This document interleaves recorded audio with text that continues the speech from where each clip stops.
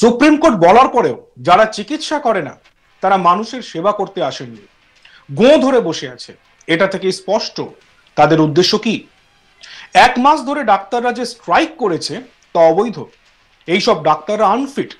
আমি সরকারের কাছে আবেদন করব, এদের ডাক্তারি পরীক্ষায় বসতে দেওয়া উচিত নয়। আরজি করের ঘটনায় কর্মবিরতিতে থাকা জুনিয়র ডাক্তারদের এই ভাষায় নিশানা করলেন শ্রীরামপুরের তৃণমূল সাংসদ কল্যাণ বন্দ্যোপাধ্যায়। সাংসদ বলেন, এদের গাফিলতির জন্য অনেক মানুষ মারা গিয়েছে। যারা দোষী তাদেরকে হেফাজতে নিয়ে তদন্ত করা উচিত। আমরা তিলোত্তমারও বিচার চাই, বিক্রমেরও বিচার চাই। জাস্টিস ফর কোন্নগর মিছিলে ঠিক এই ভাষায় জুনিয়র ডাক্তারদের বিঁধলেন কল্যাণ। প্রসঙ্গত, আরজিকর হাসপাতালে প্রয়োজনীয় চিকিৎসার অভাবে মৃত কোন্নগরের যুবক বিক্রম ভট্টাচার্যের সমর্থনে একটি প্রতিবাদ র্যালিতে এসে আরজিকর কাণ্ডে আন্দোলনকারী জুনিয়র ডাক্তারদের বিরুদ্ধে তোপ দাগলেন শ্রীরামপুরের তৃণমূল সাংসদ কল্যাণ বন্দ্যোপাধ্যায়। আমরা শুনেনি টিএমসি সাংসদ কল্যাণ বন্দ্যোপাধ্যায় ঠিক কি ভাষায় আক্রমণ করেছেন। সুপ্রিম কোর্ট বলার পরও কাজে যোগদান করলো না, তাদের মানসিকতা খুব পরিষ্কার। তারা তাদের ইগো, তাদের গো নিয়ে চলছে। তারা বাংলার মানুষের সেবা করতে আসেননি, পরিষেবা দিতে আসেননি। এরা ডাক্তার হওয়ার আনফিট। যারা 1 মাসের উপর ধরে স্ট্রাইক করে ট্রিটমেন্ট দেয়নি, তাদের ডাক্তার হওয়া করা উচিত নয়। আমি সরকারের কাছে আবেদন করব যে এদেরকে ডাক্তারি পরীক্ষায় বসতে দেওয়া উচিত নয়। এই ডাক্তারি এই স্ট্রাইক অবৈধ স্ট্রাইক। একদিকে নিট দুর্নীতিও ধরা পড়েছিল, যে দুর্নীতি ধরা পড়ছে সেই দুর্নীতির বিচার হবে, যে যেখানে করে তার বিচার হবে। কিন্তু তা বলে এই নয়, ডাক্তাররা যে অমানবিক কাজ করেছে, ডাক্তাররা যে স্ট্রাইক করেছে তা অসাংবিধানিক। মানুষের জীবন নিয়ে খেলা। ভারতবর্ষের সংবিধানের 21 ধারাকে লঙ্ঘিত করা হয়েছে। অতএব আমরা আজকে বঙ্গ জাগরণ মঞ্চ থেকে আমরা এই আজকে প্রতিবাদের মিছিল বার করছি। বিক্রমের মৃত্যুর মেডিকেল নেগলিজেন্সের জন্য বিক্রমের মৃত্যু হয়েছে, ক্লিয়ার কাট কেস। অতএব তার বিচার চাই।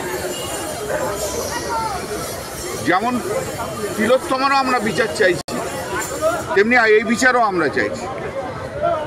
কেন পশ্চিমবাংলায় এতদিন ধরে ডাক্তাররা এভাবে স্ট্রাইক করে আজকে এতগুলো লোকের মৃত্যু হলো? শুধু তো বিক্রম বা এ নয়, আরও হয়েছে 28 থেকে 30 জন। কেন তাদের অবহেলার জন্য মৃত্যু হবে? কেন ডাক্তাররা এত অমানবিক হবে? কেন ডাক্তাররা পৈশাচিক উল্লাস করবে? কেন এই ট্রিটমেন্ট হবে না?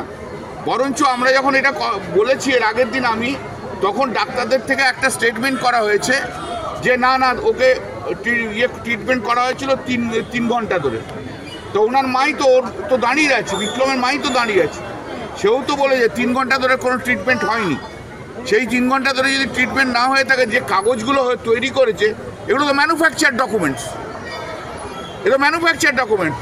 এর জন্য তো ইনভেস্টিগেশন তো করার দরকার। উনি একটা বক্তব্য বলছেন, ওনারা একটা বক্তব্য বলছেন, তাহলে ইনভেস্টিগেশন দরকার।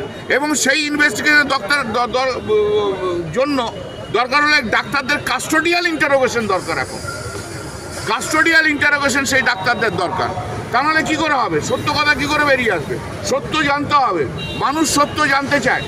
ডাক্তাররা চিৎকার করে, তারা স্ট্রাইক করে, এখানে ওখানে অবস্থান করে তারা এই ঘটনাকে ধামাচাপা দিতে পারে না। ওনার মা, আমি দেখা করতে গেছি, প্রথম দিনই আমাকে হাতটি ধরে একটি কথাই বলেছেন, দাদা আমার বিচার চাই আমার ছেলে। আমি জনপ্রতিনিধি, আমার কর্তব্য দায়িত্ব অনেক বেশি। আমাদের প্রতিনিধি ভোলানাথ সাহা এই বিষয়ে ফোনে একটি প্রতিবেদন দিয়েছেন, আমরা শুনবো।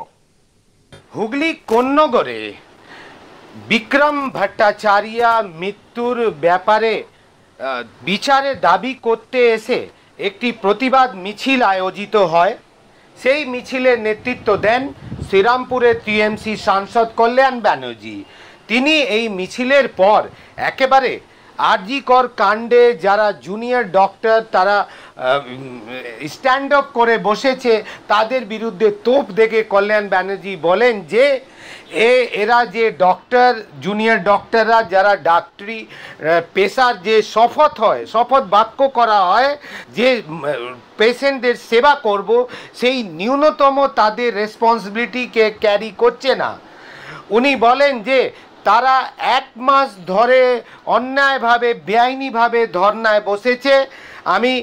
এরা কিন্তু ডাক্তারি পেশার যোগ দেওয়ার উপযুক্ত নয়।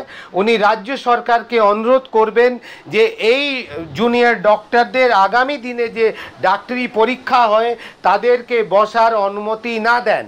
তিনি বলেন যে এই জুনিয়র ডাক্তারের লাগাতার যে স্ট্যান্ড অফের জন্যে আজকে রাজ্যের অনেক মানুষ মারা যাচ্ছেন, তার জন্যে কারা দায়ী আছেন?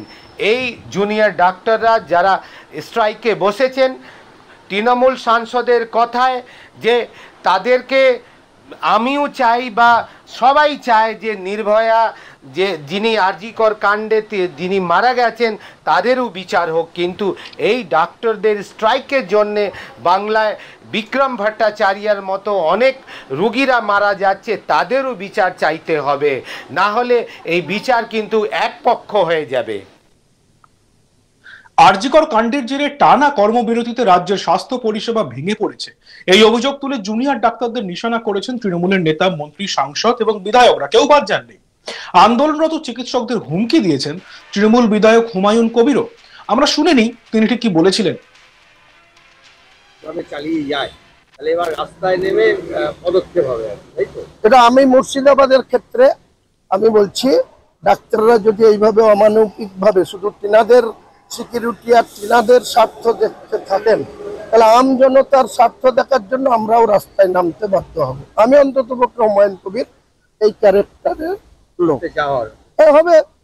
ডাক্তারের যেমন বাঁচার অধিকার আছে, ডাক্তারের যেমন সরকারের কর্মচারী হিসাবে সমস্ত বেতন তুলছেন, সুবিধা ভোগ করছেন, তারপরে তাদের যে দায়িত্ব যে সাধারণ মানুষকে আউটডোরে পরিষেবা দেওয়া, ইমার্জেন্সিতে পরিষেবা দেওয়া, একটা রুগী ভর্তি আছে তার দুবেলা ভিজিট করা আউটডোর, সেটা কি হচ্ছে? আমরা যখন সেই জায়গায় হাত দেবো তখন ডাক্তাররা কোথায় যাবে? আমরা তো চুপচাপ এটা মেনে নেব না। আমলাদের একটা অংশ যেভাবে আমাদের সরকারি দলকে ভুল পথে পরিচালনা করার অভিপ্রায় নিয়ে চলছেন, তাতে আমরা পাবলিকের কাছে আমাদের অনেক প্রশ্নের মুখে পড়তে হচ্ছে। আমাদেরকে তো আগামী দিনে নিজের দল এবং সংগঠনকে ধরে রাখার ক্ষেত্রে আমাদেরকেও পদক্ষেপ করতে হবে, কারণ আমরা তো মাসের পর মাস এইভাবে চুপচাপ বসে থাকতে পারি না। আমাদের মানুষগুলা যখন পরিষেবা পাচ্ছে না, এমনকি আমাদের বহরমপুরের হসপিটালগুলাই মাতৃরা যেখানে মা বোনেরদের ডেলিভারি হয় সেখানেও সঠিকভাবে পরিষেবা পাচ্ছে না, তা আমরা কি চুপচাপ বসে থাকবো? দেখতে থাকুন আজ তাক বাংলা, সাবস্ক্রাইব করতে ভুলবেন না।